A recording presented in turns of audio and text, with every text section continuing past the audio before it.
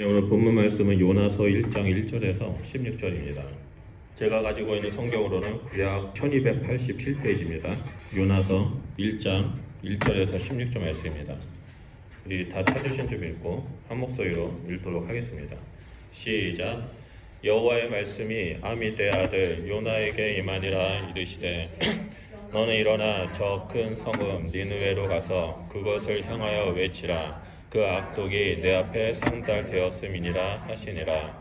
그러나 요나가 여호와의 얼굴을 피하려고 일어나 다시스로 도망하려 하여 욥바로 내려갔더니 마침 다시스로 가는 배를 만난지라. 여호와의 얼굴을 피하여 그들과 함께 다시스로 가려고 배삭을 주고 배에 올랐더라. 여호와께서 큰 바람을 바다 위에 내리심에 바다 가운데에 큰 폭풍이 일어나 배가 거의 깨지게 된지라. 사공들이 두려워하여 각각 자기의 신을 부르고 또 배를 가볍게 하려고 그 가운데 물건들을 바다에 던지니라. 그러나 요나는 배 밑층에서 내려가서 누워 깊이 잠든지라. 선장이 그에게 가서 이르는 자 혹시 하나님이 우리를 생각하사 망하지 아니하게 하시리라 하니라.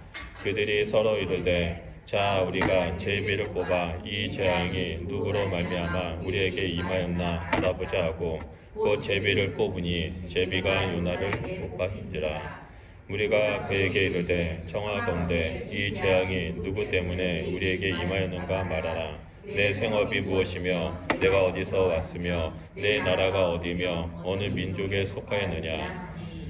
그가 대답하되 나는 히브리 사람이요 바다 육지를 지으신 하늘의 하나님 여호와를 경외하는 자로다 하고 자기가 여호와의 얼굴을 피함인 줄을 그에게 말하였으므로 무리가 알고 심히 두려워하여 이르되 내가 어찌하여 그렇게 행하였느냐 하니라. 바다가 점점 흉흉한지라. 우리가 그에게 이르되 우리가 너를 어떻게 하여야 바다가 우리를 위하여 잔잔하겠느냐 하니 그가 대답하되 나를 들어 바다에 던지라. 그리하면 바다가 너희를 위하여 잔잔하리라. 너희가 이 폭풍을 만난 것이 나 때문인 줄을 내가 아노라 하니라. 그러나 그 사람들이 힘써 노를 저어 배를 육지로 돌리고자 하다가 바다가 그들을 향하여 점점 흉흉하더니 능히 못한지라. 우리가 여호와께서 부르짖어 이르되 여호와여 구하고 구하오니 이 사람의 생명 때문에 우리를 멸망시키지 마옵소서. 무죄한 죄를 우리에게 돌리지 마옵소서. 주 여호와께서는 주의 말씀대로 행하심이라 하고 요나를 들어 바다에 던짐에 바다가 뛰노는 것이 곧 그친지라. 사람들이 여호와를 크게 두려워하여 여호와께 제물을 드리고 서원을 하였더라. 아멘. 오늘은 요나서를 보면서 하나님께서 우리에게 주신 말씀을 살펴보려고 합니다. 10년 전에 한국에 있는 한 목사님이 어느 꽤 이름이 알려진 목사님입니다. 그 목사님이 한국 교회 성도님들에게 드리는 편지라는 주제로 칼럼을 써가지고 기독교 신문에 칼럼을 올렸습니다. 근데 그 편지가 한국의 기독교 교회에 큰 논란이 되었습니다. 그 편지에는 그분이 뭐라고 썼냐면 성경은 신화와 전설로 이루어져 있고 역사로 이루어져 있다라고 써 있었습니다. 그 성경 속에 신화의 대표적인 것이 창세기, 출애굽기, 그리고 오늘 우리가 읽었던 그 요나서, 이러한 것들은 신화라고 말을 합니다. 그분의 말에 따르면 성경은 실제 사건이 아니라 옛날 사람들이 살고 있는 세계관, 그 사람들의 어떤 생각을 하고 있는지, 그리고 그들의 삶을 어떻게 살았는지에 대해서 보여주는 신화와 전설과 역사가 기록되어 있다고 말을 합니다. 그러면서 성경은 신화와 전설과 역사가 다 뒤섞여 있기 때문에 잘 분별해서 해석해서 받아들여야 한다라고 기독교 신문에 칼럼을 제공한 적이 있습니다. 그때 제가 그 칼럼을 보면서 너무나 좀 화가 났습니다. 어이가 없었습니다. 목사가 하나님의 말씀을 부정하는 것도 좀 어이가 없었고, 또 칼럼, 기독교 신문입니다. 편집장도 목사입니다. 그런데 그 신문사에서 이러한 칼럼을 버젓이 실어줬다는 것조차 이해가 되지 않았습니다. 게다가 그 칼럼을 쓴 목사님은 절에 가서 108번의 절을 하면서 하나님께 예배를 드렸다라고 공공연하게 자랑할 정도로 종교다원주의를 강조했던 분입니다. 이런 일들이 10년 전에도 있었고요. 오늘날에도 너무나 비일비재하게 나타나고 있습니다. 한 예로 우리가 2주 전에 군부기도를 했었을 때 한국의 한 신학교 교수가 유신진화론이 진짜다라고 말을 했죠. 그리고 우리가 잘 알고 있는 미국의 대형교회 목사님 역시 진화론이 더 과학적이기 때문에 그것을 믿어야 한다라고 말하는 일들이 지금 이 시대에 나타나고 있습니다. 인간의 이성으로 이해가 안 되고 과학적으로 설명이 안 되면 신하고 전설이라고 치부하고, 인간의 이성으로 이해가 된다면 이것은 현실이고 역사다라고 말하는 것이 오늘날의 성경을 해석하는 사람들이 많이 나타나고 있습니다. 오늘 본문 말씀이 요나서도 마찬가지입니다. 요나서는 성경에 기록된 17개의 선지서 중에 하나입니다. 다른 선지서와 요나서가 크게 다른 점이 하나가 있습니다. 다른 선지서는 대부분이 선지자가 하나님으로부터 말씀을 받아서 사람들에게, 민족과 백성들에게 하나님의 말씀을 대언하고 선포합니다. 하지만 요나서만은 하나님의 말씀을 선포하는 이야기가 주로 된 것이 아니라 요나가 경험했던 이야기로 구성되어 있습니다. 그래서 이제 어떤 사람들은, 어떤 학자들은 요나가 실제 인물이 아니다라고 말하면서 신화 속의 인물이라고 말을 합니다. 하지만 성경 곳곳에는 이 요나 선지자가 실제 인물이라고 증거하고 있습니다. 열왕기하 14장 25절을 보면 이스라엘의 하나님 여호와께서 그 종 가드헤벨 아미떼의 아들 선지자 요나에게 하신 말씀과 같이 여로보암이 이스라엘 지경을 회복하되 하맛 어귀에서부터 아라바 바다까지 하였으니라고 말합니다. 성경은 신화와 전설로 이루어졌다라고 말하는 사람들조차 역대상하, 열왕기 상하는 역사서로서 실제 일어난 일이라고 인정하고 있습니다.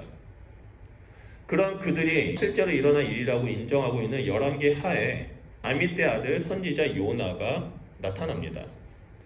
그리고 예수님 역시 요나의 표적을 말씀하시면서 요나서에 기록된 내용들이 사실이라는 것을 증명하셨습니다. 그럼에도 불구하고 많은 사람들이 요나서를 전설의 고향과 같은 꾸며진 이야기로 여깁니다. 그 이야기는 요나가 물고기 뱃속에서 사흘 동안 있다가 다시 나왔다라는 믿기지 않는 이야기 때문입니다. 이 이야기는 성경을 읽지 않은 사람이라 할지라도, 교회를 나오지 않는 사람이라 할지라도 모두 다 알고 있는 내용입니다. 하지만 요나서가 우리에게 어떠한 말씀을 주고 있는지, 우리에게 하나님께서 하시고자 하시는 말씀이 무엇인지를 잘 알지 못합니다. 교회에서도 요나서를 해석했을 때 성교를 향한 하나님 아버지의 마음의 관점으로 요나서를 해석합니다. 그래서 무슨 성교대회 그러했을 때 요나서를 가지고 설교하시는 목사님들이 너무나 많습니다. 니느웨 성에 죽어가는 영혼들을 살리고자 하는 하나님의 아버지의 마음을 품고 우리도 이 땅에서 잃어버린 영혼들에게 복음을 전해야 된다. 내가 싫어하는 그 사람들에게도 가서 복음을 전해야 된다라고 말씀을 전하기도 합니다. 그 말씀도 맞습니다. 하지만 우리가 요나서를 볼 때 우리가 하나님의 그 잃어버린 영혼의 관점에 갇혀서 다른 관점으로 보는 것이 아니라 좀 여러 가지 관점으로 이 요나서를 보면서 우리의 삶 가운데 좀 적용했으면 좋겠습니다. 그래서 이 시간에는 저는 이 요나라는 사람의 관점으로 좀 말씀을 살펴보면서 우리 삶 가운데 하나님께서 무엇을 말씀하길 원하고 계시는지, 우리 삶 가운데 우리가 어떻게 살기를 원하시는지에 대해서 좀 살펴보려고 합니다. 먼저 첫 번째로 하나님의 말씀이 요나에게 임한 장면에 대해서 살펴보겠습니다. 1절과 2절을 보면 여호와의 말씀이 아미떼의 아들 요나에게 임하니라. 이르시되 일어나 저 큰 성읍 니느웨로 가서 그것을 향하여 외치라. 그 악독이 내 앞에 상달되었음이라 하시니라 라고 나옵니다. 아까 열왕기하에서도 아미떼 아들 요나라고 나오는 것처럼 지금도 아미떼 아들 요나라고 나오죠. 그래서 동일한 인물이라는 것을 볼 수 있습니다. 하나님의 말씀이 아미떼 아들 요나에게 임했습니다. 그 말씀은 저 큰 성읍 니느웨에 가서 하나님의 심판의 메시지와 함께 니느웨가 회개하지 않으면 40일 만에 심판으로 말미암아 죽게 될 것이다.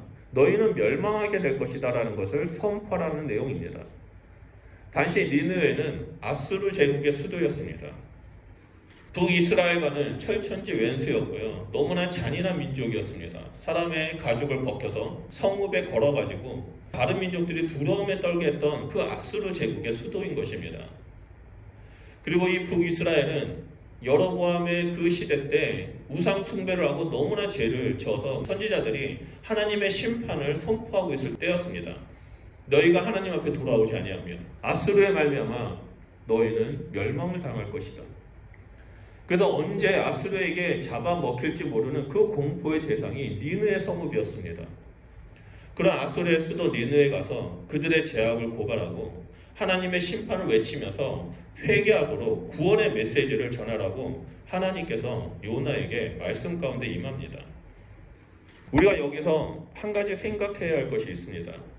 그것은 하나님의 말씀이 임했을 때 나의 모습입니다. 많은 그리스도인들이, 많은 목회자들이, 많이 하나님을 사랑한다라고 말하는 수많은 사람들이 성경을 읽을 때 가장 부러워하는 것이 있습니다. 예를 들어서 예수님께서 산상수훈의 말씀을 가르칠 때 나도 그 자리에서 예수님의 음성으로 예수님한테 직접 그 가르침을 들었으면 정말 좋겠다라는 부러움을 가지죠. 또 선지자들의 말씀이 임하는 장면을 보면서 나에게도 하나님의 말씀이 임했으면 너무나 좋겠다라고 부러워하는 경우가 있습니다. 여러분 그런 적 있습니까? 저는 너무나 많았습니다. 저는 정말 하나님 저에게 선지자들처럼 모세처럼 하나님의 얼굴을 보고 선지자들처럼 하나님의 말씀이 저에게 임하기 원한다라고 간절히 기도하며 부러운 적이 있었습니다. 그러다가 20년 전에 제가 타스메니아에 있었을 때 이제 성경을 이제 쭉 읽으면서 묵상하던 그 시기에 출애굽기와 사사기를 쭉 읽어 나가면서 이스라엘 백성이 도저히 이해가 안 된 적이 있었습니다. 하나님께서 모세를 통해서 수없이 말씀하시고 수많은 기적을 행하셨고 사사를 통해서 수없이 말씀하시고 수많은 기적을 행했는데 어떻게 이들은 그것을 잊어버리고 하나님을 배반할 수 있지? 라고 생각한 적이 있었습니다. 나라면 저렇게 하지 않았을 텐데 나라면 이스라엘처럼 하나님의 말씀과 하나님의 기적을 제가 체험한다면 홍해를 갈라지는 그 길을 내가 걸었더라면 나는 정말 하나님만을 붙잡고 살아갈 텐데 어떻게 저들은 그렇게 할 수 있었지? 라고 계속해서 묵상하다가 어느 날 제가 나도 이스라엘과 똑같구나. 나도 요나랑 똑같구나. 하나님이 나와 함께 하시는데 나도 죄를 짓고 있구나라는 그런 제 모습을 본 적이 있습니다. 하나님의 말씀은 우리 가운데 늘 함께 있습니다. 하나님은 우리에게 성경을 주셨고 성경을 통해서 하나님의 뜻을 밝혀주고 있습니다. 우리가 성경을 읽을 때 레마의 말씀으로 하나님의 음성이 우리의 가슴에 박힐 때가 있습니다. 우리가 묵상할 때 생각 가운데 하나님께서 하나님의 뜻을 알려주실 때가 있습니다.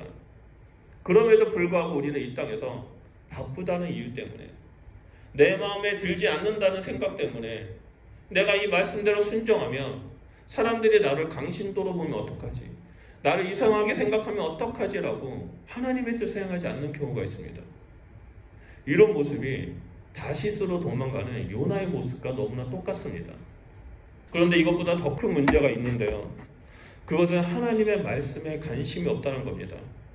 하나님의 뜻을 알고자 말씀을 깊게 묵상하지 않습니다. 그냥 성경을 읽고 끝내거나 다른 것을 신경 쓰거나 다음에 하면 되겠지라고 생각하면서 자꾸만 밀어냅니다. 하나님 말씀의 자리에 서지 않습니다. 그러면서 하나님 말씀이 임하는 것은 저 구약시대의 선지자들에게나 가능하고 목회자들에게나 가능하다라고 생각하는 분들이 많습니다. 많은 사람들이 우리 주님이 곧 오실 때가 됐다라고 말을 합니다. 그래서 우리는 지혜로운 다섯 처녀처럼 등불 가운데 기름을 가득 채우면서 신랑 되신 예수님을 기다려야 한다라고 말을 합니다. 그런데 그런 분들조차 어떻게 그 등불에 기름을 가득 채워야 하는지 그것을 잘 모릅니다. 그것을 생각하지 않습니다. 그냥 가득만 채우면 돼. 예배만 열심히 드리면 돼. 기도만 열심히 하면 돼. 그렇게만 생각합니다. 하지만 등불에 기름을 가득 채운다는 의미는 그것이 아닙니다. 그것은 바로 하나님의 말씀으로 가득 채우는 겁니다. 하나님의 말씀을 가득 채운다는 것은 그냥 읽고 끝내는 것이 아닙니다. 읽고 끝내는 것이 아니라 말씀을 깊이 묵상하고 되새기며 지역자는 겁니다. 그냥 말씀을 읽고 끝낸다면 그 어리석은 다섯 처녀처럼 그 등불의 기름이 반밖에 채워지지 않습니다.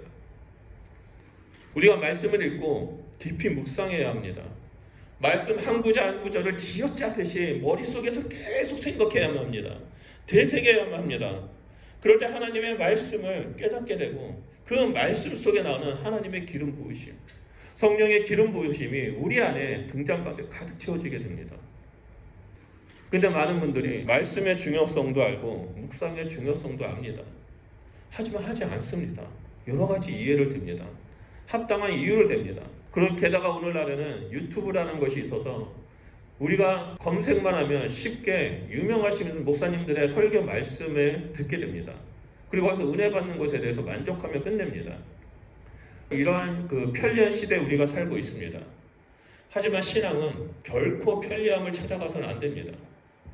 어떻게 해서든 말씀 가운데 머물면서 하나님과 나와의 1:1 교제를 나누는 자가 되어야만 합니다. 유튜브에 올라와 있는 그 목사님들의 설교는 목사님이 하나님과 함께 교제하면서 묵상하면서 나누는 그 말씀이지 우리가 직접 하나님과 함께 교제하면서 하나님으로부터 받은 그 말씀이 아닙니다. 우리는 간접적으로 듣는 거죠. 간접적으로 듣는 것에 대해서 우리가 만족해서는 안 됩니다. 우리는 진짜 하나님 앞에 나아가야 합니다. 아까 찬양했던 것처럼 말씀에 우리의 생명을 걸어야만 합니다. 저는 2000년에 처음 예수전도단에 와서 묵상훈련이라는 것을 처음 했습니다. 그냥 묵상이라는 거 전혀 몰랐습니다. 그냥 생명의 삶, 큐티 그런 것만 알았지 묵상훈련이라는 것은 2000년에 예수전도단에 가서 처음 배웠습니다. 그래서 제가 이 묵상훈련을 하면서 어떻게 하면 말씀 가운데 하나님 앞에 나아갈 수 있을까를 고민하면서 그때부터 제가 했던 것이 무엇이냐면 제일 먼저 했던 것이 뭐냐면 시편 1편부터 한 구절씩 매일매일 묵상하는 것이었습니다.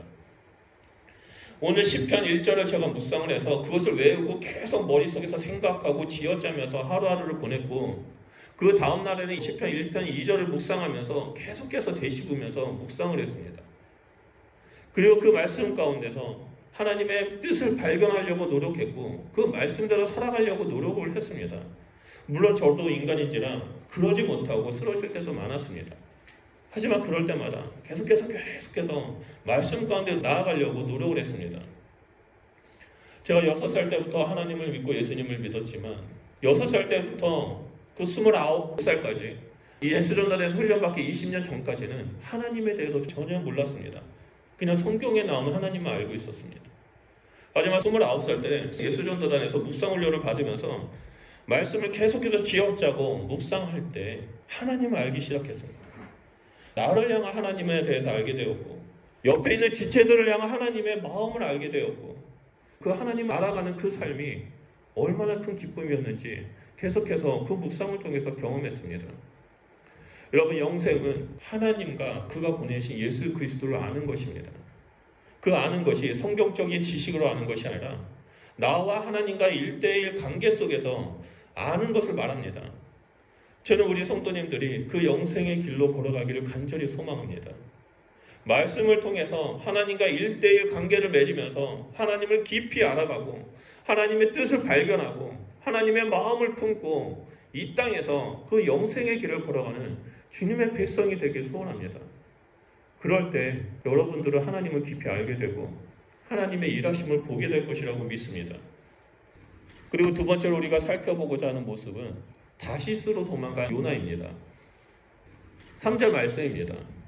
그러나 요나가 여호와의 얼굴을 피하려고 일어나 다시스로 도망하려 하여 욥바로 내려왔더니 마침 다시스로 가는 배를 만난지라. 여호와의 얼굴을 피하여 그들과 함께 다시스로 가려고 뱃삭을 주고 배에 올랐더라. 요나는 하나님을 피했습니다. 하나님의 말씀이 임했습니다. 그럼에도 불구하고 요나는 욥바에 가서 다시스로 도망갑니다.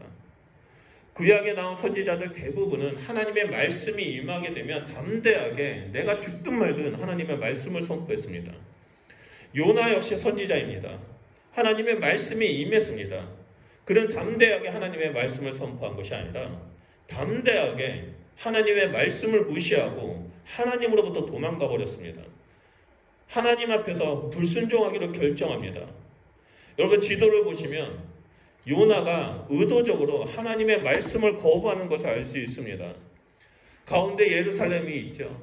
예루살렘의 동쪽에 니느웨가 있습니다. 그 니느웨는 오늘날 이라크입니다. 그리고 다시스는 예루살렘 서쪽으로 쭉 가면 스페인 끝에 위치한 작은 항구입니다. 당시의 시대는 지구가 둥글다라고 생각하지 못했습니다. 그냥 지구가 평평하다라고 생각을 했습니다.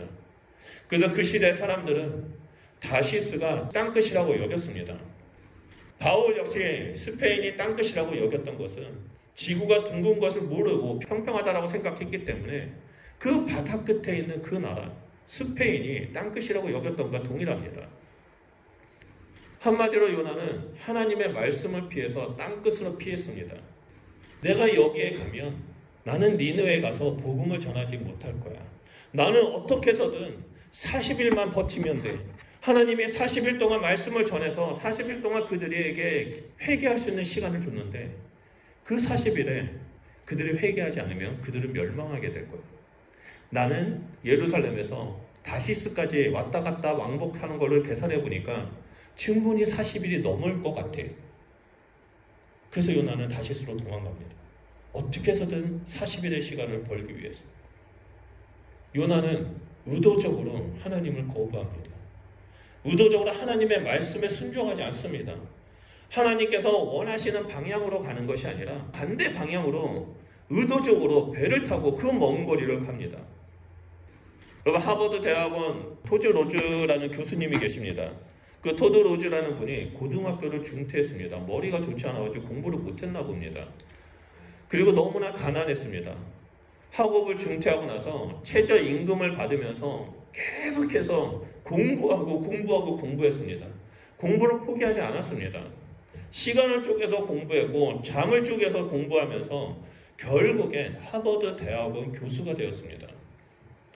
세계 최고의 교육학자라고 하면은 하버드 대학원의 토드 로즈 교수라고 말을 합니다. 그분이 평균의 종말이라는 책을 썼습니다. 그 평균의 종말이라는 책에 이런 말이 써 있습니다. 인생은 속도가 아니라 방향이 중요하다. 획일적인 평균주의 함정에서 벗어나야 한다. 그러기 위해서는 인생은 방향을 잘 잡아야 한다라는 그 말이 그 책에 써 있었습니다. 제가 책을 읽으면서 한 가지 배운 것이 있습니다. 그것은 신앙은 속도가 아니라 방향이 중요하다는 겁니다.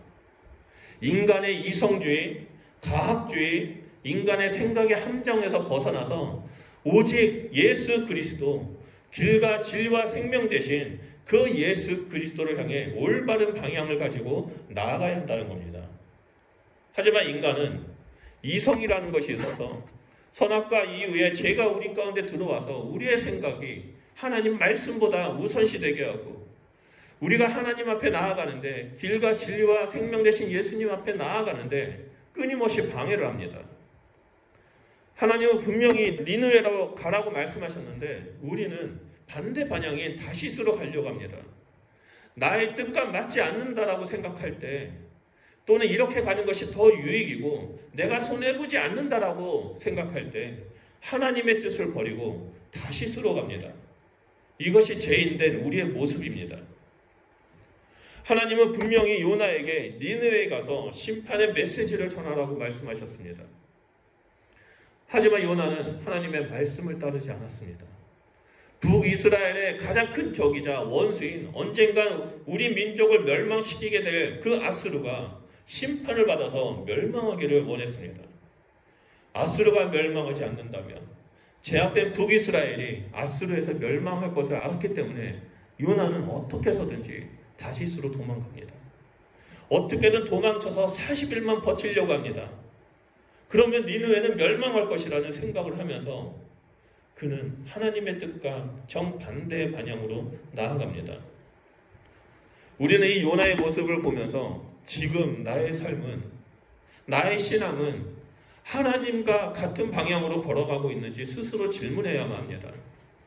하나님이 내게 있으라고 말씀하신 곳에 거하고 있는지 아니면 다시스를 향해 걸어가고 있는지 우리는 살펴봐야 합니다. 우리가 이 땅에서 살아가면서 반드시 해결해야 할 영적 문제가 바로 이것입니다. 우리 주님이 오실 날이 얼마 남지 않았습니다. 지금도 이 세상에는 지진과 기근과 전쟁 등 여러 가지의 안 좋은 소식들이 우리에게 나타나고 있습니다. 말세의 징조가 계속해서 나타나고 있습니다. 지난주만 해도 이란에서 또 지진이 일어났죠. 엄밀히 말씀드리면 지금 이 시대는 더 심각하게 마지막 때를 향해 달려나가고 있습니다. 이 마지막 때에 우리의 신앙은 올바른 방향으로 나아가야만 합니다. 이것이 참된 신앙생활입니다. 그리고 마지막으로 우리가 살펴봐야 할 것은 포기하지 않는 하나님의 모습입니다. 요나는 하나님께서 말씀하신 니느웨로 가지 않았습니다. 오히려 니느웨랑 멀리 떨어진 땅끝이라고 여겼던 그 다시스, 왔다 갔다 하는데도 40일이 더 걸릴 수 있는 다시스로 향해 배를 타고 갔습니다. 그런데 여러분 어떤 일이 일어납니까? 4절 말씀입니다. 우리 4절 말씀 다 같이 읽어볼까요? 시작. 여호와께서 큰 바람을 바다 위에 내리심에 바다 가운데 큰 폭풍이 일어나 배가 거의 깨지게 됩니다. 여러분 4절 말씀을 보면 하나님의 어떠한 모습이 생각나십니까? 제가 이 말씀을 묵상할 때요, 드라마 추노가 생각났습니다. 도망간 노예를 잡기 위해서 맹렬히 쫓아가는 그 추노. 그런 것처럼 하나님은 도망간 요나를 잡기 위해서 맹렬하게 추격하십니다. 바람을 통해서 추격하시고 큰 폭풍을 통해서 그 요나를 추격하고 있습니다. 이 4절 말씀을 보면 그 누구도 하나님으로부터 도망칠 수 없다는 것을 쉽게 눈치챌 수 있습니다. 우리가 어디에 있든지 우리 머리 위에는 하늘이 있고 우리 피부에는 바람이 불고 있습니다. 우리가 서 있는 곳은 땅이고 우리 주변엔 바다가 있고 산이 있습니다. 이 세상을 창조하신 하나님께서 모든 것을 가지고 우리를 추격할 수 있습니다. 우리는 결코 하나님 앞에 도망칠 수 없습니다. 그래서 다윗이 시편 139편 7절에 이렇게 말하지 않았습니까? 주의 영을 떠나 어디로 가며 주의 앞에서 어디로 피하리이까? 우리는 하나님 앞에서 피할 수가 없습니다. 비행기 타고 하늘을 간다 할지라도, 우주선을 타고 우주로 간다 할지라도 모든 것을 창조하신 그 하나님 앞에 우리는 피할 수 없습니다. 우리가 어디로 가든지 우리는 하나님 손바닥 안에 있습니다. 하나님은 이 세상에 안 계신 곳이 없습니다. 심지어 우리의 심령 안에도, 우리 안에도 있습니다. 그렇기 때문에 우리는 결코 하나님 앞에 도망칠 수 없습니다. 그런데 요나는 하나님 앞에 도망친 것이 성공했다라고 여긴 것 같습니다. 5절을 보면 요나의 모습이 나오는데 배의 가장 밑바닥에 깊이 내려가서 깊이 또 잠을 잤다라고 기록합니다. 이 모습은 요나의 영혼이 얼마나 지금 깊은 바닥에 빠져 있는지 보여주고 있습니다. 요나의 영혼이 하나님과 끊겨져서 깊은 잠을 자고 있습니다. 또 다른 관점으로 본다면 요나는 정말 나는 이제는 하나님 앞에 도망쳤다, 다시스만 가면 된다라는 그 마음 때문에 그냥 잠을 자고 있는 것처럼 또 보입니다. 배가 거의 깨질 정도로 큰 폭풍이 일어나서 사공이 두려워하고 있는데 요나는 마음 편하게 잠을 잡니다. 저는 해군 출신입니다. 30개월 군생활을 했는데요. 그 중에 2년을 배를 탔습니다. 폭풍이 올 때 그게 얼마나 고통스럽고 잠도 못 자는 상황이라는 걸 저는 너무나 잘 알고 있습니다. 근데 요나는 그 상황에도 잠을 잡니다. 언제 뒤집힐지 모르고 언제 침몰할지 모르는 그 두려움 속에서 잠을 잡니다. 그런 요나에게 6절을 보면 선장이 와서 자는 자여 너는 어째서 자고 있느냐, 어서 일어나 너는 믿는 하나님께 구해라 라고 말합니다. 여러분 이 상황이 너무 웃기지 않습니까? 하나님을 피해서 도망치고 있는 요나에게 이방신을 부르면서 저 좀 살려주십시오라고 외쳤던 그 이방의 선장이 요나를 깨웁니다. 하나님으로부터 도망친 요나에게 깨어서 하나님께 나아가 기도하라고 외칩니다. 그럼에도 불구하고 요나는 기도하지 않습니다. 결국 이 재앙이 누구한테 왔는지 그들의 제비를 뽑자 요나가 뽑힙니다. 요나가 뽑힌 순간에 배 안에 있던 모든 사람들의 시선이 요나를 바라봅니다. 그리고 8절을 보면 무리가 요나에게 이렇게 묻습니다. 우리 8절 다 같이 볼까요? 우리 다 같이 읽겠습니다. 시작. 무리가 그에게 이르되 청하건대 이 재앙이 누구 때문이며 우리에게 임하였는가 말하라. 내 생업이 무엇이며 내가 어디서 왔으며 내 나라가 어디며 어느 민족에 속하였느냐 하니. 여러분 이 한 구절을 자세히 보면요, 여러 가지 질문들이, 한 5가지 질문들이 계속해서 연달아서 나옵니다. 그 질문은 이렇습니다. 이 재앙이 누구 때문에 우리에게 임했느냐? 네 생업이 뭐냐? 너는 어디서 왔느냐? 너의 나라는 무엇이냐? 너의 민족은 뭐냐라고 묻습니다. 쉬지 않고 속사포 쏟듯이 계속 질문을 쏟아붓습니다. 그만큼 이 사람들은 지금 두려움 속에 있는 겁니다. 도대체 너는 누군데?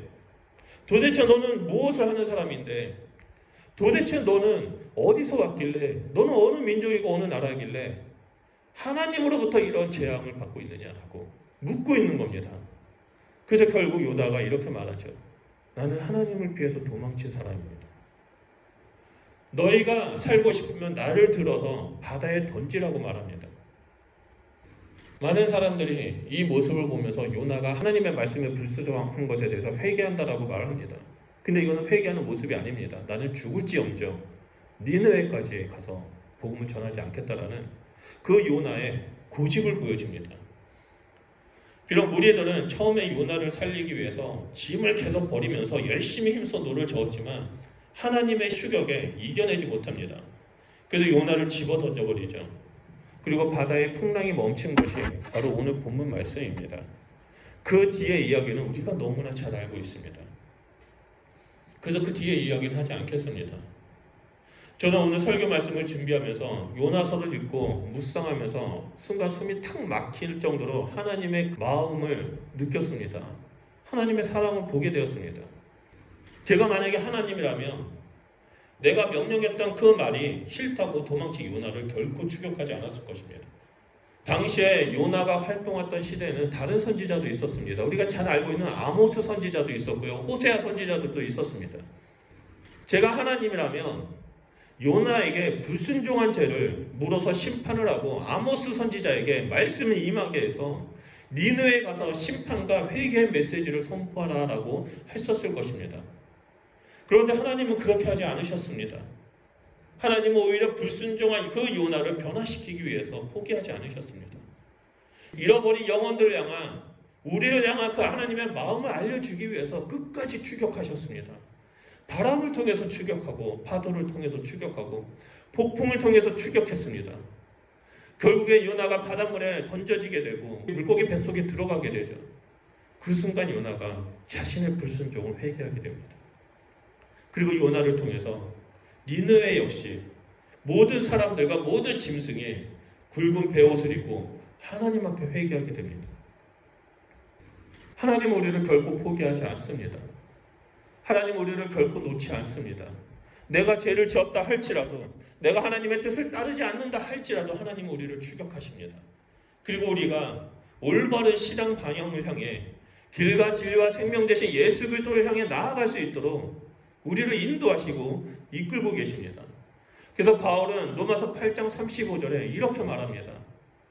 누가 우리를 그리스도의 사랑에서 끊으리요?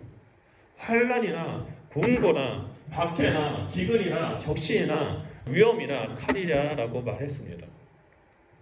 하나님은 결코 우리를 포기하지 않습니다. 때로는 우리가 불순종을 했다 할지라도 더 이상 하나님의 음성을 듣지 않겠다라고 영혼의 길을 막아버린다 할지라도 하나님은 믿는 우리를 포기하지 않습니다. 그래서 우리를 통해 믿지 않는 자들에게 하나님의 말씀을 전하기를 원하고 계십니다. 오늘날 세상 가운데 교회가 많이 욕을 먹고 있습니다. 하나님 말씀 가운데 서지 아니하고 세상의 성공과 세상의 가치관을 따라 나아가는 그 교회의 모습들이 세상 사람들에게 조롱거리가 되고 욕을 먹고 있습니다. 여기서 우리는 교회가 욕을 먹는구나. 나라도 잘해야지.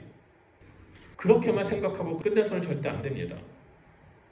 세상이 우리를 욕하고 조롱하고 있는 그 소리가 바로 하나님께서 우리를 추격하고 있는 소리입니다.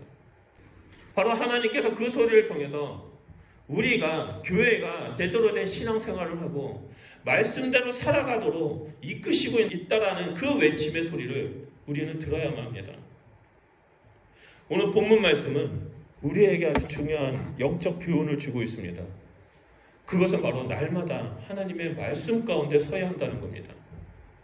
요나에게 그리고 믿음의 선배에게 하나님의 말씀이 임했던 것처럼 지금 이 순간에도 하나님은 우리에게 말씀으로 임하고 계십니다.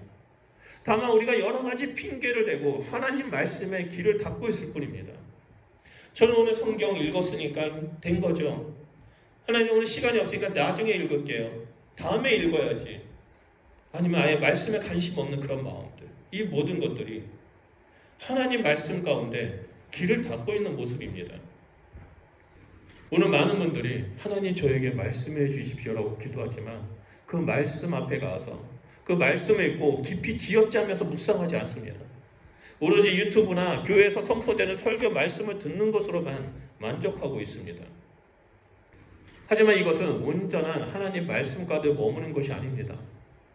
내 삶 가운데 하나님의 말씀이 정말 임하길 원한다면, 정말 하나님의 얼굴을 보면서 하나님과 친밀함과 하나님과의 그 교제 가운데 나아가기 원한다면 우리는 시간 날 때마다 하나님의 말씀을 계속해서 끄집어내서 기억하고 쥐어짜야만 합니다.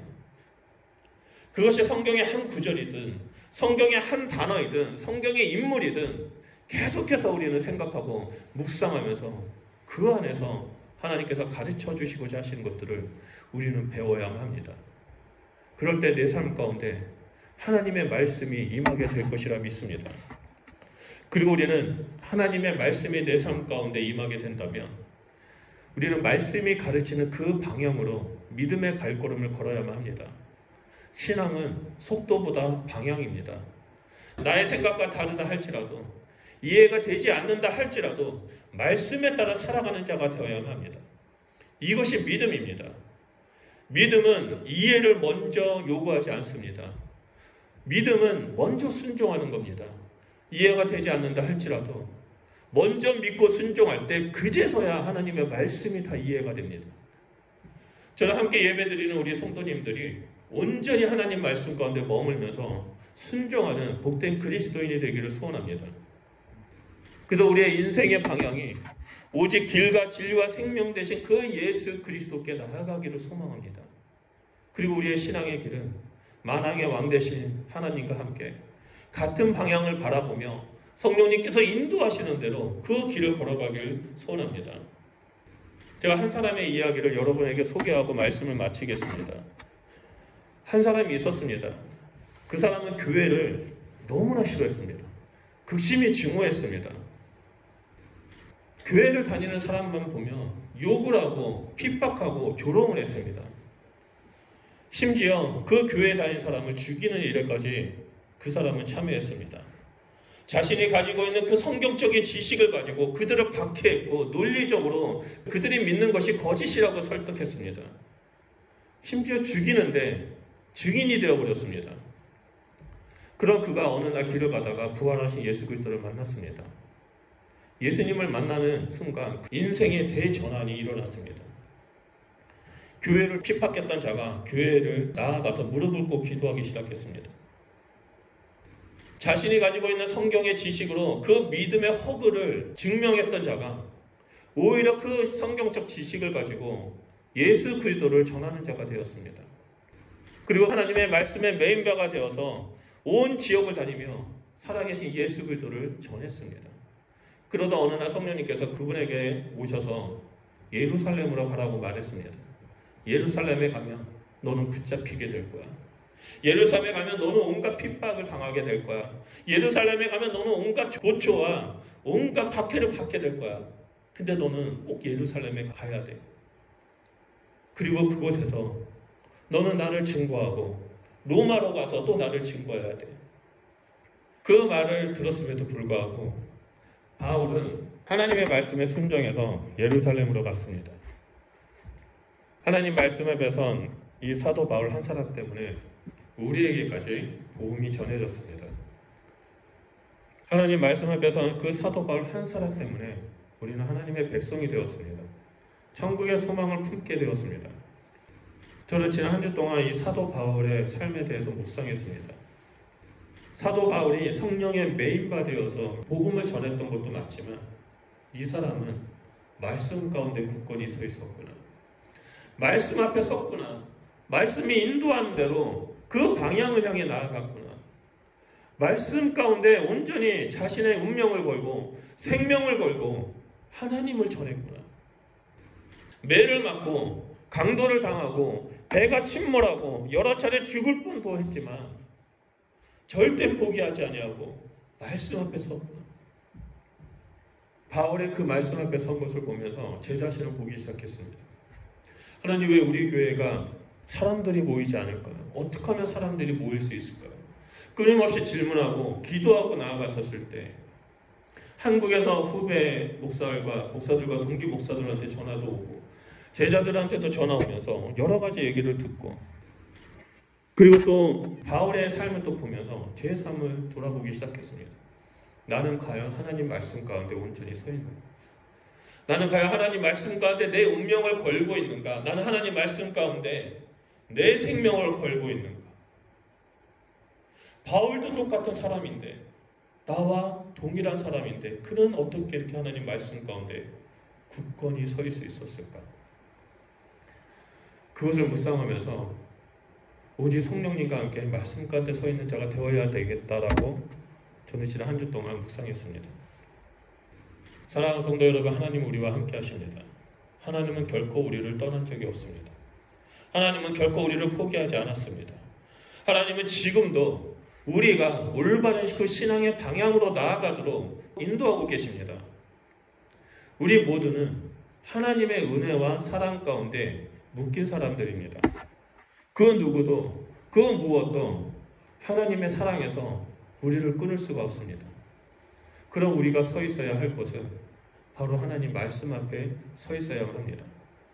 하나님의 말씀 앞에 서서 하나님의 음성을 듣고 하나님의 그 음성이 가르치는 그 믿음의 길을 걷는 자가 되어야만 합니다.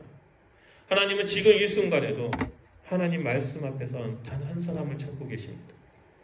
그리고 그 한 사람을 통해서 이 세상을 하나님의 나라로 이루기 원하십니다. 온전한 신앙 공동체인 교회를 세우기를 원하고 계십니다. 오늘 함께 예배드리는 우리 성도님들이 그 한 사람이 되길 소원합니다. 여러분, 지금 어디에 서 계십니까? 여러분, 다시스를 향해서 걸어가고 있습니까? 아니면 다시스를 향해서 뛰어가고 있습니까? 여러분, 하나님 말씀 가운데 서 있습니까?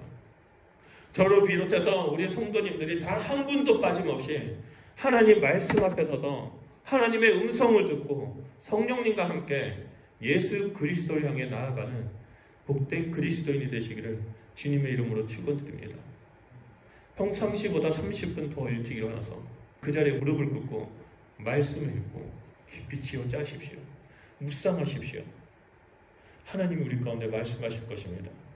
우리 가운데 하나님의 말씀이 임하게 될 것이라고 믿습니다. 우리 시간에 아까 불렀던 찬양이 있습니다. 말씀 앞에서라는 찬양 부르면서 좀 주님 앞에 우리를 헌신했으면 좋겠습니다. 하나님, 제가 말씀 앞에 서겠습니다. 하나님, 제가 말씀에 나의 운명을 걸겠습니다. 하나님, 말씀에 내 생명을 걸겠습니다. 우리 그러한 마음으로 이 찬양 부르고 우리가 기도하도록 하겠습니다. 우리 찬양하겠습니다.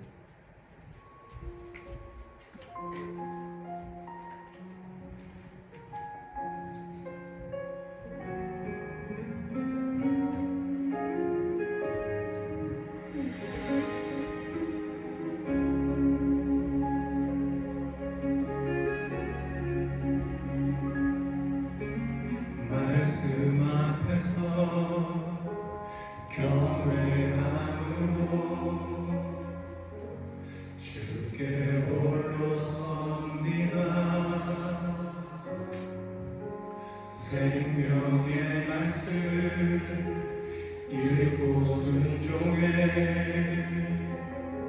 주를 예배하느라 기록된 말씀 힘이 있어서 진리로 우리 거룩해 하며 거룩한 말씀 세세 영원히 복이 되어 말씀하시네. 하나님 말씀에 두려워 떠는 자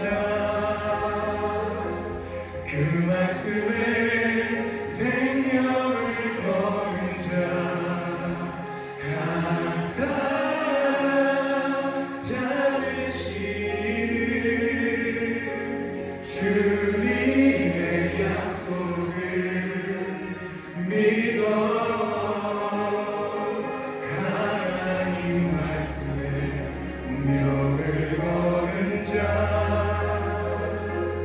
순종하며 주를 따라가는 자 영원한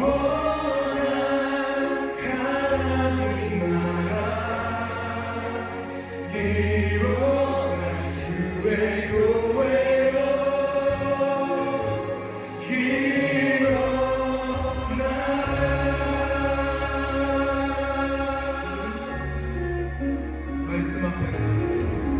말씀 앞에서 경외함으로